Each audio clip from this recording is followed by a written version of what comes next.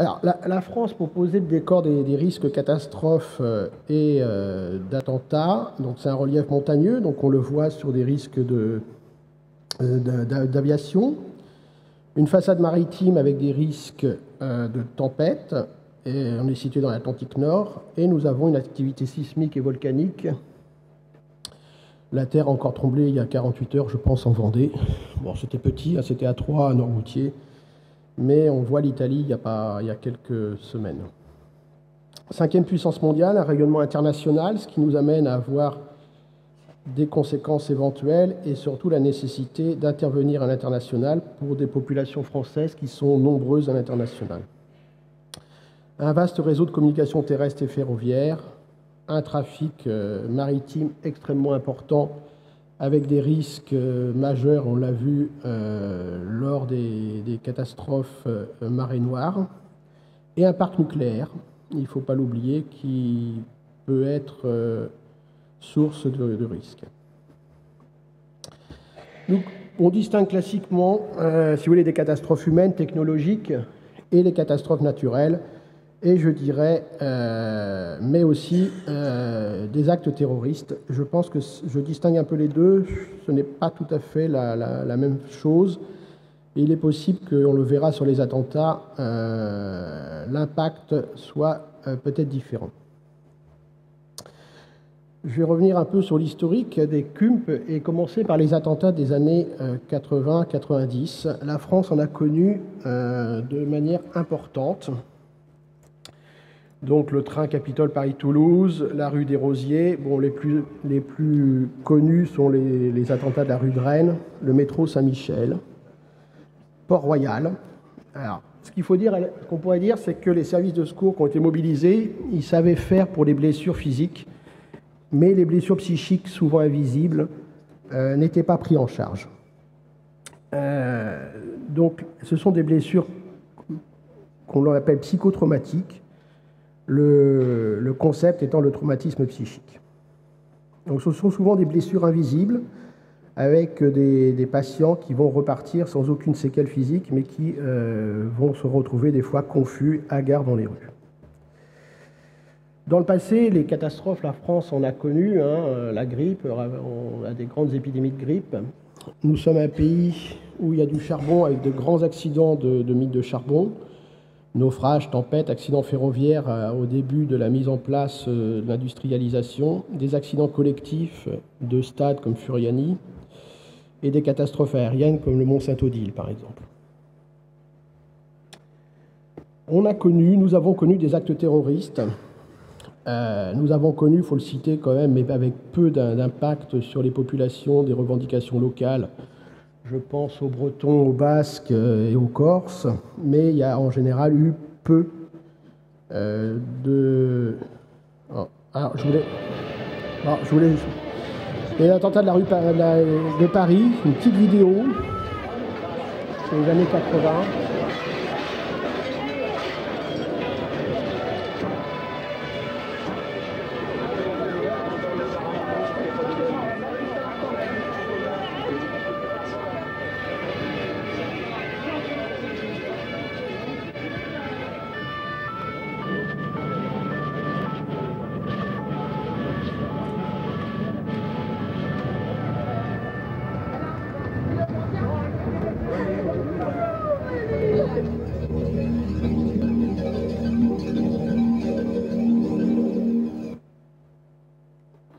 Donc ça, c'est les années 80. Oui, on va revenir, voilà. Les attentats, donc rien n'est fait jusque-là sur un plan psychotraumatique et rien n'est mis en place. C'est à partir de ces attentats que les choses vont commencer à se jouer sur le plan des secours médico-psychologiques. Prise d'otages, on en a connu aussi sur des bateaux comme le City of Poros en mer Égée, où un bateau est pris et assailli et rafalé, et des grenades sont lancées dessus. Il y a des Français sur ce bateau. C'est à partir de là que les cellules d'urgence médico-psychologique vont se mettre en place. Après les attentats parisiens, on le voit sur la vidéo, on voit des gens errer, partir dans tous les sens. Et à ce moment-là, l'État français décide de mettre en place un dispositif qu'on va appeler les cellules d'urgence médico-psychologique. C'est sous l'égide du professeur Louis Croc, qui a une connaissance de la victimologie importante, notamment sur un plan militaire. Voilà. Alors pourquoi une prise en charge médico-psychologique? C'est-à-dire qu'on distingue une clinique, et cette clinique, elle est importante, et elle est complexe. Elle est complexe parce qu'il y a une période aiguë, et il y a surtout une période à très long terme, qu'on va appeler un état de stress post-traumatique, qui va apparaître à un mois, enfin à partir d'un mois, souvent avec un temps de latence de plusieurs semaines, et pendant plusieurs semaines, les victimes n'ont pas de troubles, d'où la difficulté de les repérer et de pouvoir les traiter. L'idée des cellules, c'était aussi d'intervenir sur l'état aigu, mais aussi de pouvoir prodiguer pour le post-immédiat. Alors, je vais vous proposer 2 vidéos qui montrent un peu la clinique de ce qu'est l'état de stress post-traumatique. En fait, on est sur des personnes qui ont vécu les attentats parisiens, et en fait, ils sont filmés plusieurs semaines et plusieurs mois après, donc une fois à l'hôpital et ensuite une fois au domicile. On va commencer par la première.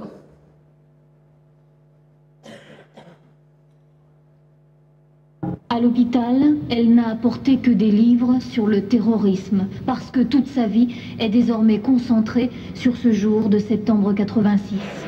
Là, entre les 2 pompiers, c'est elle. Une bombe vient d'exploser dans une cafétéria casino à La Défense. Viviane Boireau est légèrement blessée, mais dans sa tête, tout est bousculé. Hospitalisée la semaine dernière pour névrose traumatique, elle ne témoignera pas au procès de Fouad Ali Salah. Pourtant, cet attentat, c'est désormais son histoire, une obsession maladive qui nourrit toute sa vie. Oui, bon, vous avez dit que c'était... L'angoisse, la peur. J'ai peur, partout où je vais, j'ai peur. J'ai une envie, c'est de partir à la campagne, loin du bruit, loin de tout. On m'a enlevé quelque chose ici. Je suis vide à l'intérieur. Pas oublier que j'étais à 3 mètres de la bombe. Hein. Et la deuxième, elle est plusieurs mois après, et elle témoigne un peu de ce qu'est un état de stress post-traumatique et des répercussions sur le fonctionnement social. On va aller dessus, voilà. J'ai réalisé ma chance au moment où on m'a emmené à l'hôpital. Je me suis dit, j'ai eu beaucoup de chance. J'ai fait le bilan de ma vie. J'ai été 3 jours simplement à l'hôpital. Quand je suis sortie, j'étais contente de voir le ciel, ce qui m'entourait. Bon, je me disais que la vie c'était autre chose et que je devais la vivre, mais je ne savais pas ce qui m'attendait à l'extérieur. C'est-à-dire que si je voulais vivre, maintenant j'allais avoir le mal de vivre. J'avais failli mourir, mais maintenant j'ai le mal de vivre parce que partout où je vais, j'ai peur. Voilà, donc c'est un peu, si vous voulez, c'est des vidéos qui sont explicites de pourquoi nous allons travailler et mettre en place des cellules d'urgence médico-psychologiques. Donc il y a peu de débriefing en France avant 1995, mais il y a une existence d'une demande. On connaissait Furiani, qui est un stade qui s'écroule, et la prise otage d'Airbus, l'Airbus d'Alger. Donc création des cellules d'urgence en 1995 lors des attentats.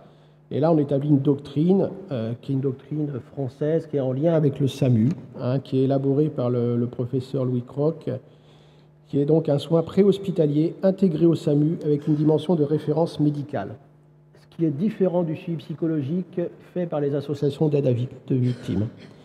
Alors, c'est vrai qu'on tient à cette médicalisation de la prise en charge.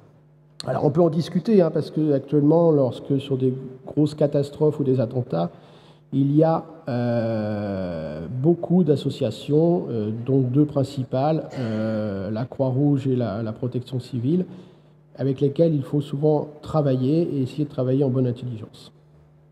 Donc il y a un rapport qui est donné au ministre de la Santé en août 1996 plutôt, un décret, une circulaire en mai 1997 qui crée le réseau national des cellules d'urgence médico-psychologique, un comité national. Il s'ensuit toute une série de circulaires et en 2003 sont renforcés le réseau des cellules. Donc c'est décrets et circulaires. Il y a un comité qui est créé, qui a pour but de mettre en place une doctrine française sur l'ensemble du territoire de l'urgence médico-psychologique, avec des représentants de l'administration, des médecins psychiatres, des coordinateurs interrégionaux, des représentants d'autres ministères. Il élabore une doctrine, veille à la cohérence du dispositif, supervise formation et recherche. C'est un dispositif qui est gradué de prise en charge au profit des victimes de catastrophes ou d'accidents, impliquant de nombreuses victimes, mais aussi les sauveteurs, ou ayant des répercussions psychologiques importantes. Donc, en 1997, on a 7 cellules interrégionales permanentes, 93 cellules départementales. En 2003, c'est le renforcement. À l'époque, il y a la Coupe du Monde, donc il y a des moyens supplémentaires qui sont mis, notamment dans les villes ayant plus d'1 million d'habitants. Donc, nous avons 22 régions et 33 villes dotées de moyens, ce qui est un moyen permanent.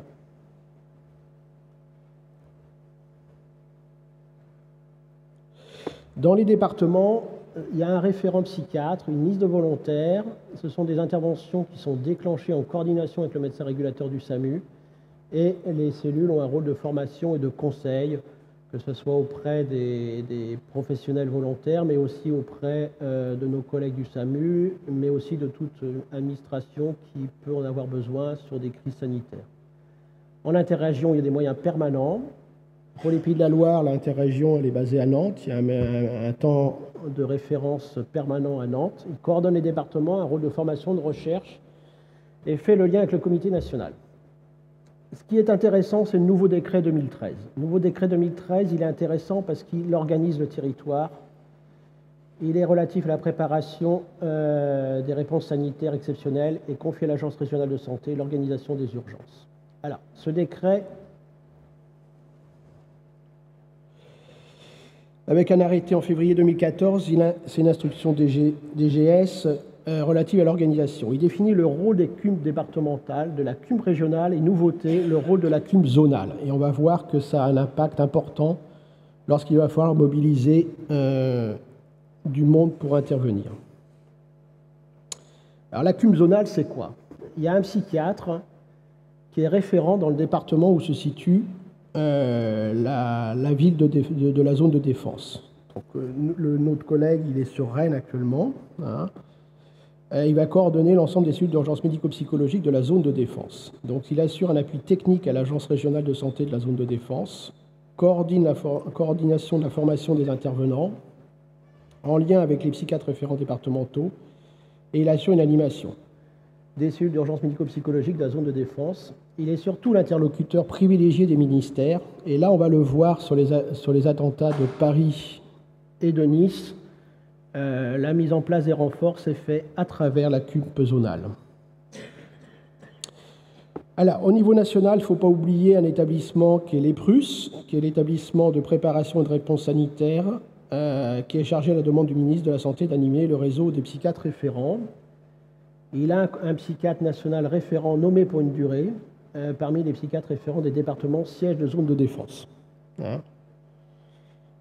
Alors les Prus, on pourra en discuter, c'est un établissement qui ne peut pas intervenir dans l'urgence comme ça, il a une nécessité d'un temps de mise en œuvre, et il est surtout orienté à l'international. Les CUM, ça intervient aussi à l'international, avec l'accueil des rapatriés, des fois, notamment lorsqu'il y a eu un accident à l'étranger, que les gens sont rapatriés. Il y a souvent la difficulté du rapatriement, c'est que souvent il peut y avoir que des familles, il n'y a aucun corps et aucun survivant. C'est l'exemple de l'Airbus Rio Paris. Nous avons eu Haïti, Bagnols. Alors Bagnols, c'était ça a surtout touché le territoire vendéen, et c'était notamment l'une des premières interventions de la CUM 85, d'aller rechercher des rapatriés, de les attendre à l'aéroport et de voir leur état psychique à ce moment-là. Costa Concordia, il y avait des familles françaises, la Côte d'Ivoire, et il y en a d'autres. Le principe de fonctionnement des CUMP, c'est l'immédiat, c'est-à-dire l'urgence, les manifestations aiguës, et donc une participation directe sur le terrain à la demande du SAMU et une intervention sur le terrain. La difficulté, et qui est aussi le rôle des CUMP, c'est la prise en charge post-immédiate, donc ce que nous appelons le post-immédiat, c'est-à-dire le traitement de fond des manifestations qui relèvent du psychotraumatisme et notamment de l'état de stress post-traumatique. Alors l'état de stress post-traumatique, c'est à peu près 5% de la population. La schizophrénie, c'est 2%. Et par contre, les moyens mis en œuvre ne sont pas forcément à la hauteur de l'état de stress post-traumatique. Et la nécessité de développer, lorsqu'on le peut, une consultation du psychotraumatisme. Le fondement conceptuel des cellules d'urgence, c'est la notion de catastrophe, naturelle, humaine ou technologique.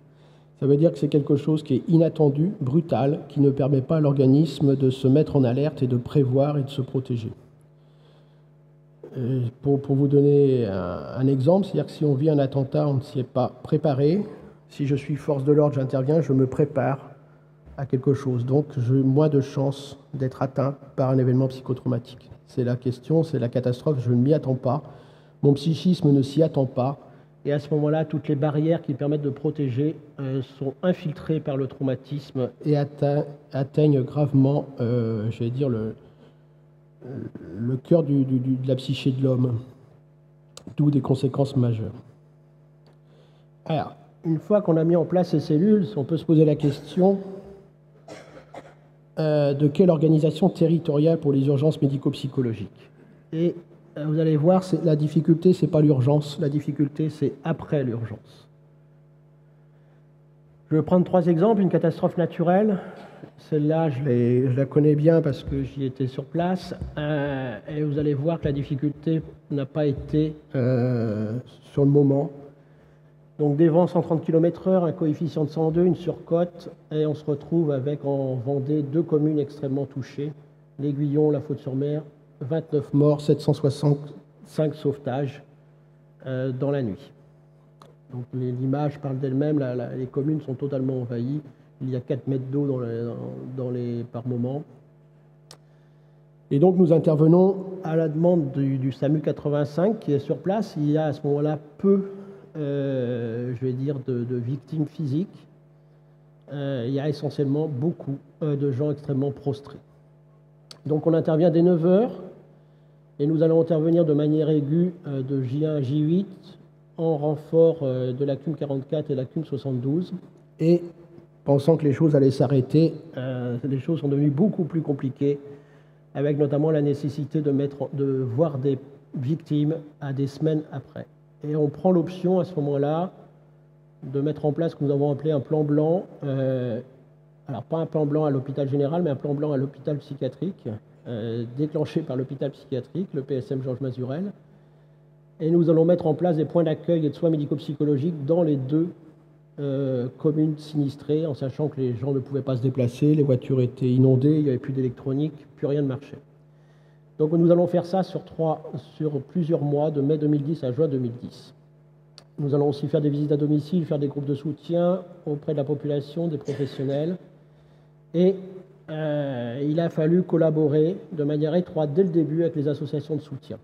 Et nous avions établi un protocole de prise en charge des gens pour pouvoir travailler de manière intelligente tous ensemble. C'est compliqué, les associations sur place, hein. Tout le monde veut bien faire, puis des fois, on peut mal faire. Au total, nous avons eu une coordination préfectorale DAS. Alors, j'ai mis DAS parce que les ARS venaient tout juste de naître. Voilà, c'était comme ça. Je crois que elle était à peine mise en œuvre. CUM 85 dès le début, donc une organisation départementale, des renforts régionaux dès le lendemain et pendant 10 jours. Et la question très importante en matière d'urgence médico-psychologique, c'est le traitement des troubles post-immédiats, et donc à distance aussi, à 1 mois, 2 mois et 3 mois, à la fois pour les victimes, mais aussi pour les professionnels, quels qu'ils soient. Hein, donc, puis traitement des troubles post-immédiats par les professionnels des hôpitaux psychiatriques du département, coordonné par le médecin référent de la CUM. C'est-à-dire qu'il a fallu mettre en place un dispositif de prise en charge des victimes à plus ou moins long terme, tout en sachant que nos centres médico-psychologiques classiques n'ont pas forcément les capacités d'encaisser des demandes considérables comme ça, et que nous étions face à une population qui avait des moyens de locomotion limités et qui avait aussi des problématiques de relogement complexes. Si je prends les attentats du 13 novembre 2015, du côté, non pas, et je pense que le professeur Carly en parlera nettement mieux que moi, je vais rentrer uniquement dans le domaine médico-psychologique pour y avoir été concerné au titre de la zone de défense. Donc c'est une tuerie de masse et une prise d'otage. Donc ce n'est pas tout à fait la même chose qu'une catastrophe naturelle. Hein. Donc on est face à une tuerie de masse. Nous n'avions pas l'habitude en France, hors peut-être des actes pendant la Seconde Guerre mondiale, mais nous n'avions pas connu ce genre de choses à ce niveau-là. Hein. Il y a tuerie de masse et prise d'otage.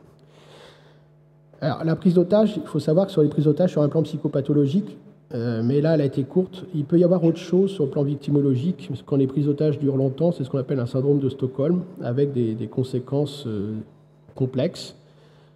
Un exemple, c'était la prise d'otage au tribunal de Nantes par un détenu courtois qui a pris en otage pendant plusieurs heures. Et là, on voit des gens on peut voir des gens qui ont entretenu des relations encore après, lorsque M. Courtois a été incarcéré. On a des images, on a quelqu'un qui dit que c'était un poète, par exemple. Voilà, un poète avec une grenade dans la main. Mais voilà. Déclenchement d'écumes respectives et mobilisation générale des professionnels de santé mentale privés ou publics dans les jours et les semaines qui suivent. Il y a mise en œuvre de la cellule interministérielle d'aide aux victimes. Les hôpitaux militaires sont sollicités. Il y a l'ouverture d'un dispositif d'accueil des familles de victimes et des victimes à l'école militaire dès le 14 novembre, à la mairie de Péry, mais aussi à l'IML. Alors, le problème des catastrophes avec des morts, c'est qu'il faut aussi accueillir les familles qui viennent reconnaître des corps. Et là, ça peut être aussi compliqué. Mise en œuvre des renforts des CUMP régionales, mais surtout déclenchement des renforts zonaux qui vont intervenir pendant 8 à 15 jours. Donc chaque zone va donner des volontaires pour partir assurer des prises en charge sur des lieux spécifiques, notamment l'école militaire. Alors, au total, nous avions une organisation qui a été jugée sur le plan psychologique insuffisante par les associations de victimes. Ça, c'est ce qui est donné dans le rapport parlementaire. Par contre, il faut être clair que c'est un événement d'une ampleur inconnue jusque-là. Nous n'avions jamais eu une tuerie de masse de cet ordre-là. Mise en œuvre des renforts zonaux. Donc là, on voit que la CUM zonale a fonctionné. Alors, il y a eu des difficultés de coordination. Hein. C'est clair que moi, j'ai été appelé, par exemple, à 16h pour être à 19h à Paris. En étant à La Roche-sur-Yon, c'est compliqué. Et la question qui se pose sur les attentats, c'est quid du post-immédiat et quelle organisation pour la prise en charge post-immédiat. Il y a un riche réseau de professionnels libéraux, on peut penser que les gens peuvent être pris en charge, mais la question, c'est comment on organise le post-immédiat. L'urgence, sur les 12-24 heures, on arrive à la gérer. Le post-immédiat, c'est extrêmement compliqué. Ça prend du temps, faut des équipes, faut des professionnels. Et ces professionnels, actuellement, dans les CUMP ou les renforts zonaux, ce sont des volontaires. Je vais revenir dessus. Le ministère de la Santé a décidé de la prise en charge à 100% de toutes les victimes et d'un certain nombre d'aides financières. Le 14 juillet, à Nice, promenade des Anglais, tuerie de masse par utilisation d'un camion bélier, 86 morts, 434 blessés. On estime les blessés psychiques indirects à peut-être 3500, 4000. Et ceux-là, on ne sait pas où ils sont, on ne sait pas ce qu'ils sont devenus. C'est très compliqué. J'ai revu il n'y a pas très longtemps les propos d'une collègue pédopsychiatre de Nice. La prise en charge devient complexe actuellement, notamment par manque de moyens et de pouvoir les prendre en charge dans des lieux disponibles. Mise en place de plusieurs lieux de prise en charge médico-psychologique, notamment dans les hôpitaux. Il y a eu des renforts régionaux et zonaux. Donc les renforts zonaux, ils ont été présents pendant 2 semaines. Il y a eu des mises en place de débriefing de groupe. Information sur le site l'ARS PACA avec les noms des lieux donnés, les possibilités d'horaire. Déclenchement de la réserve sanitaire. Déclenchement de l'application SAIP du ministère. J'ai mis parce que c'est intéressant, je pense que c'est un modèle qui peut être utilisé pour autre chose. Et au total, donc, sur l'organisation territoriale, on voit qu'on a des CUM départementales et régionales qui sont intervenues et des renforts zonaux. Là, c'était relativement bien coordonné. Il y a eu des renforts EPRUS, mais c'est plus complexe à mettre en œuvre. On a une efficacité du dispositif sur 15 jours, une bonne coordination. Actuellement, la difficulté, c'est la prise en charge post-immédiate sur Nice. Et l'autre difficulté, c'est qu'il y a beaucoup d'enfants et peu de pédopsychiatres. Et là, actuellement, Nice, c'est probablement la difficulté, c'est qui va prendre en charge les enfants. À partir du moment où on distingue la notion de CUM départementale, régionale ou zonale, il faut coordonner l'ensemble. C'est indispensable lorsque les capacités de la CUM départementale est dépassée. Les CUM sont essentiellement constitués de volontaires. Donc il faut évaluer les soins médico-psychologiques. C'est le rôle de la CUM départementale à mon sens. C'est-à-dire que dans la première organisation, celui qui intervient, c'est probablement le département. Il y a renfort après, mais le premier intervenant, c'est la CUM départementale pour des raisons de proximité, de rapidité. Un renfort doit correspondre à une logique administrative, ministère, ARS, préfecture, zone de défense, à une logique de réseau. Donc les CUM, mais attention, c'est le volontariat. Les renforts régionaux et zonaux, ils sont aussi dans une logique de volontariat. Donc, difficulté pour les maintenir à long terme. Et il faut une logique de soins et de cohérence. Et la difficulté, c'est comment d'emblée on peut établir un lien avec des patients qui vont devenir ensuite des patients nécessitant une prise en charge à long terme sur 1 mois, 2 mois, 3 mois au regard de leur état de stress post-traumatique. Donc il faut pouvoir organiser cette prise en charge psychiatrique, publique ou privée, dans le département, parce que ce n'est pas en dehors du département ou dans d'autres lieux que va se faire cette prise en charge de proximité. Et là, ça va mettre en œuvre à la fois le système médico-psychologique privé et public de réponse à cette urgence et à cette prise en charge de l'état de stress post-traumatique. Donc la réalité pour nous, en fait, ce n'est pas l'urgence sur le terrain des 24 heures, c'est la prise en charge dans les semaines et les mois qui suivent. Et là, notre système, à mon sens, nécessite une autre organisation. l'EPRUS, il est utile, il est surtout tourné sur des missions à l'étranger, il peut être mobilisé à la demande de l'ARS zone de défense, il participe au plan blanc élargi et au plan zonal de mobilisation. Il y a peu de professionnels de santé mentale dans les PRUS, peu de réservistes. Donc en conclusion, j'espère avoir tenu les temps, l'urgence médico-psychologique sur le territoire français répond en premier lieu à une logique départementale, puis régionale et éventuellement nationale, avec des renforts zonaux, en lien avec le périmètre de l'événement, catastrophe ou événement à forte répercussion psychologique. La CUP départementale, c'est la cheville ouvrière, mais elle demeure fragile parce qu'elle est sur un fonctionnement volontaire. Elle est l'une des briques des renforts zonaux, mais étant donné que les CUM sont sur le volontariat, ça fragilise aussi les renforts zonaux et ou régionaux. Il reste des questions. Articulation CUMP, primo-intervenant, association de soutien. Nous ne faisons pas le même métier. Et comment s'articuler sur le terrain? Est-ce qu'il faut former des primo-intervenants à l'urgence médico-psychologique qui vont trier et ensuite adresser sur une CUMP? Je n'ai pas de solution, mais en tout cas, ils sont présents et c'est comment on travaille avec eux. La grosse question de l'organisation, c'est quid du post-immédiat à 1 mois, 2 mois, 3 mois, 6 mois. Probablement la nécessité sur un département d'avoir une unité de victimologie pour essayer de prendre en charge, avec des moyens naturellement, prendre en charge ce post-immédiat. Et lors d'événements à forte répercussion psychologique, quelle réponse pour les familles lorsqu'on sait qu'on peut multiplier par 10 le nombre d'impliqués? C'est-à-dire que j'ai 200 victimes, je peux monter à 2000, 3000, 4000, et je fais quoi de ça? Et là, oui, des fois plus. La question qui se pose, c'est est-ce que dans la durée, il faut avoir un plan départemental ou régional de santé mentale pour la prise en charge des urgences médico-psychologiques? Je pose la question. Pour y avoir participé sur Xynthia, je pense que ça peut être une réponse. Et faut-il un plan spécifique de l'urgence médico-psychologique dans le département, dans la région, pour faire face à une catastrophe ou à un attentat? Il y a la nécessité d'une recherche. Très rapidement sur le terrain, il faut pouvoir repérer les gens, essayer de voir ce que ça va donner au fil du temps. On peut se poser la question pour les victimes et les familles de développement d'applications smartphone. Je pense à un modèle comme l'application SAIP. Je veux dire, est-ce que dans une région, par exemple, elle a été victime d'une catastrophe, on peut se connecter sur un site ou sur quelque chose qui va donner des renseignements, qui peut éventuellement évaluer et orienter.